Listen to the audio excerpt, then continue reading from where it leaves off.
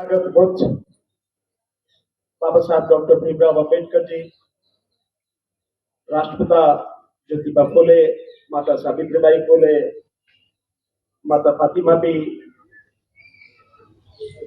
शाहूजी महाराज, मानव काशीराम साहब सहित इस देश में जन्मे सभी महापुरुषों के चरणों में कोटि कोटि नमन करते हुए आज के इस कार्यक्रम के कर्ता धर्ता और हमारे बहुत पुराने साथी मिशन जय भीम के राष्ट्रीय अध्यक्ष पूर्व मंत्री राजेंद्र पाल गौतम जी, मंच पर बैठे जज साहब मनोज कुमार जी,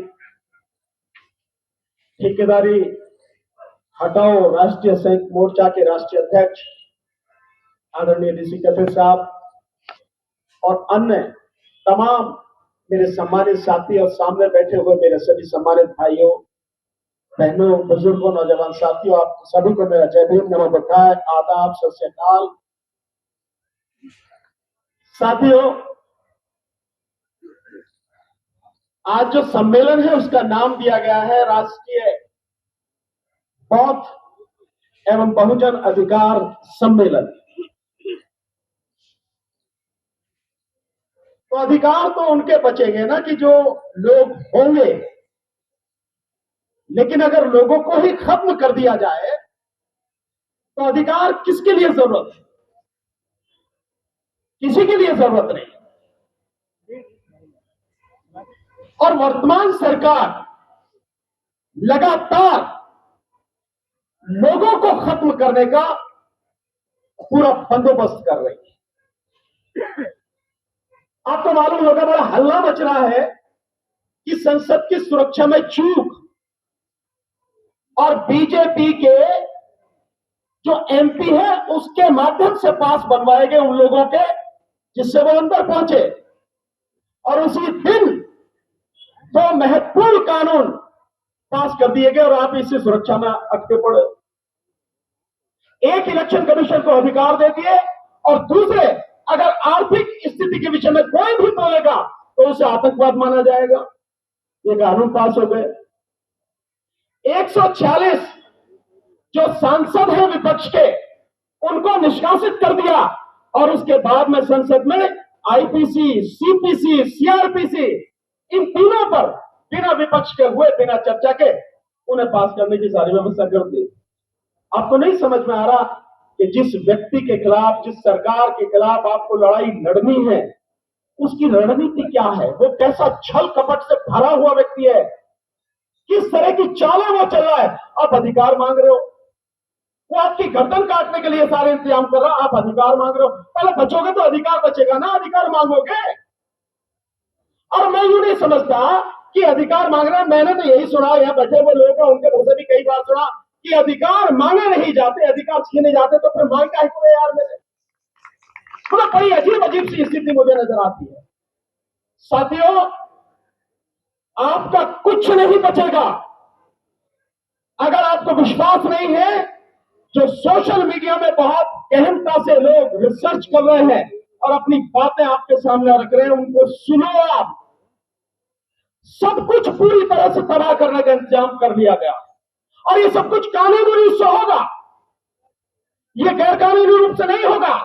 संविधान में, कानून में परिवर्तन करने के बाद पूरा देश पुलिस राज्य में बदल दिया जा रहा है, और उसके बाद पुलिस के माध्यम से आपकी गर्दन काटी जाएगी, आप चू भी नहीं कर सकेंगे।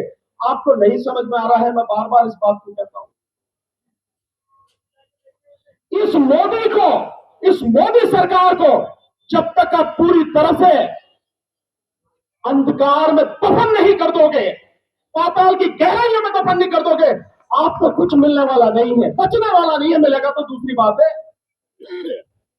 अभी एक रिपोर्ट आई है, अभी आदरणीय राजेंद्र पाल गौतम जी ने जो बताया, आपको इससे नहीं समझ में आता कि 2.25 लाख स्कूल बंद हो गए। ये क्या है? और जो 2020 में नई शिक्षा नीति जो आई है, उसके अनुसार क्या है? हर चीज को प्राइवेट हाथों में दिया जा रहा है, हर चीज को। और जब सारी चीजें प्राइवेट हाथों में चली जाएंगी, शिक्षा को भी प्राइवेट हाथों में दिया जा रहा है, तो कहां से तो आप पढ़ेंगे, आपके बच्चे कहां से पढ़ेंगे, कहां से आपको जानकारी मिलेगी, कहां आप नौकरियों में आ सकोगे, कहां व्यापार में जा सकोगे, क्या कर सकोगे? कुछ भी नहीं साथियों। तो ये जो सारी चीजें हैं जिस तरह से की जा रही है, कुछ भी बचने वाला नहीं है। इसलिए मैं तो आपसे यह निवेदन करूंगा, अपनी आंखें खोलो और सबसे पहले इंतजाम इस सरकार को सत्ता से हटाने का करो। और साथियों, वो तभी संभव है जब ईवीएम को आप हटा पाएंगे, उससे पहले संभव नहीं है। मेरा एक ही सवाल है, अभी माननीय राजन पाल गौतम जी ने कहा कि जो पर्ची है वो पर्ची आप हमें 2 बैलेट पेपर में डालेंगे, फिर उसकी गिनती होगी। मैं आप सबसे पूछता हूं, यहाँ से सारे पढ़े लिखे बैठे हैं, मैं सुप्रीम कोर्ट के जजों से भी पूछता हूं, मेरी वीडियो देखी होगी, हाई कोर्ट के जजों से पूछता हूं, यहाँ जज साहब बैठे इनसे पूछता हूं, IAS IPS ऑफिसर से बैठता हूं, एक आदमी एक्सेप्ट सॉफ्टवेयर इंजीनियर उनको छोड़कर ये बता दे कि ईवीएम कैसे काम करती है। एक भी व्यक्ति बताए कैसे काम करती है, मालूम है किसी को? किसी को मालूम नहीं है। तो क्यों हम पर्ची के चक्कर में पड़े, क्यों हम किसी चीज के चक्कर में पड़े? ये सबके लिए डूब मरने वाली बात नहीं है कि देश में 90 करोड़ से ज्यादा लोग मतदाता है, सरकारी अधिकारी है, कर्मचारी है, व्यापारी है, सब लोग हैं। उसके बावजूद 99% इस देश के मतदाताओं को यह पता नहीं है कि वोट जो डाली जा रही है उसका माध्यम क्या है, वो वोट मुझे पता क्यों नहीं लगती। बड़ी अजीब स्थिति है।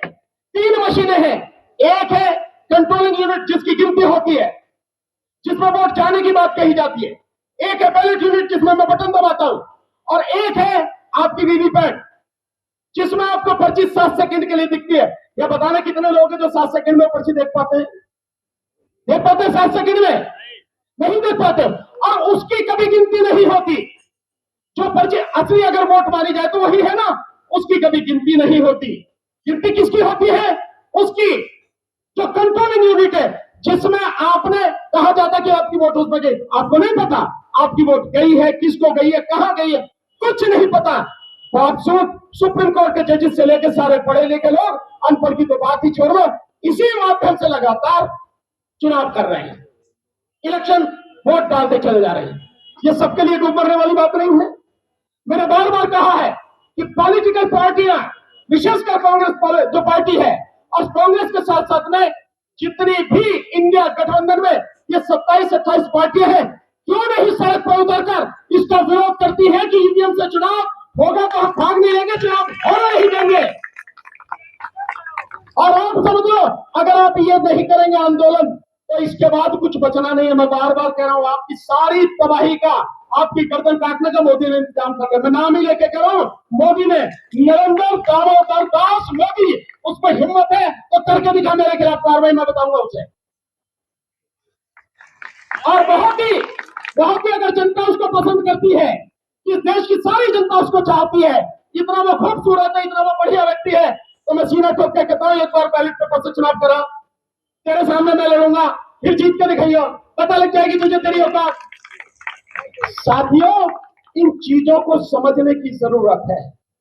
ईवीएम है तो मोदी है, मोदी है तो तुम नहीं हो, तुम्हारी तबाही है। ईवीएम नहीं है तो ही देश बचेगा, तो ही तुम बचोगे, तुम्हारी आने वाली पीढ़ी बचेगी, तुम्हारे बच्चों का भविष्य बचेगा। उसके बाद ही अधिकार की बात करना। अबे जिंदा रहोगे तो अधिकार मांगोगे ना, जिंदा ही नहीं रहोगे तो काय के अधिकार है। इसलिए मेरा आप सबसे निवेदन है, ईवीएम के मुद्दे को पहला मुद्दा बनाकर इस पर संघर्ष कीजिए, सड़क पर आइए। जितने भी पॉलिटिकल पार्टी है, नेता है, सबको कहिए कि यह आम है। हालांकि इनसे कहने का कोई फायदा नहीं है, क्योंकि इन सभी नेताओं के रहते हुए आपके तमाम अधिकार कानूनी रूप से इसी संसद में, विधानसभाओं में खत्म कर दिए गए, और ये मुर्दे जरा भी कुछ नहीं कर पाए, सारे के सारे, चाहे 131 को हो या बाकी और जितने भी है, जो कहना है कह लो, लेकिन इनके रहते हुए सब कुछ हो गया। और पार्लियामेंट में आज की तारीख में जिस तरह की गुंडागर्दी चली है, मैं यही शब्द बोलूंगा, गुंडागर्दी जो चल रही है, ऐसी गुंडागर्दी लोकतंत्र में, किसी संसद में, किसी विधानसभा में आज तक कभी किसी ने न देखी, और न ही कभी किसी सरकार ने ऐसी की जैसी हो रही है। इससे बचने का रास्ता केवल और केवल सड़क। देश की अदालतें, हम भी अदालत में रहते हैं, देश की अदालतें मैं बिल्कुल खुलेआम कह सकता हूं, अब इस काबिल नहीं रही कि लोगों को बचा सके, देश के संविधान की रक्षा कर सके, आपको आपका अधिकार दिला सके। और जब अभी जज साहब कह के गए कि जून 18 में जब 4 जजेस बाहर निकल कर आए तो उन्होंने भी तो पब्लिक से कहा था कि लोकतंत्र खतरे में, तो तब भी नहीं समझे। साथियों, जो स्थिति है, केवल और केवल देश की जनता सड़क पर आएगी तो ही देश बचेगा, अन्यथा कुछ बचना नहीं। मैं एक सूचना आपको देता हूं, शायद आप लोग साथ दे पाए हमारा। 6 जनवरी को इसी जंतर मंतर पर ईवीएम को हटाने के लिए हमने कॉल दी है, देश भर से लोग आ रहे हैं, इस बार बहुत अच्छा रेस्पॉन्स है। मैं आप सबसे निवेदन करूंगा, एक एक व्यक्ति जो यहां बैठा है और जो नेता है सारे के सारे, मेरा अभी साहब आपको निमंत्रण है, सारे के सारे 6 जनवरी को यहां आए। साथियों, मेरी बेटी की शादी नहीं है, मेरे बेटे का भी यहाँ नहीं है, जनता की लड़ाई है, हम सबकी लड़ाई है। अगर वाकई में आप चाहते हो देश को बचाना, बच्चों को बचाना है, आना पड़ेगा आपको, और नहीं आते हैं तो फिर कहिए मत कि आपके अधिकार लुट रहे हैं। आपने समय दिया, बहुत बहुत शुक्रिया। 6 जनवरी 2024, बहुत बहुत शुक्रिया। नमो बुद्धाय, जय भीम। बहुत बहुत शुक्रिया सर।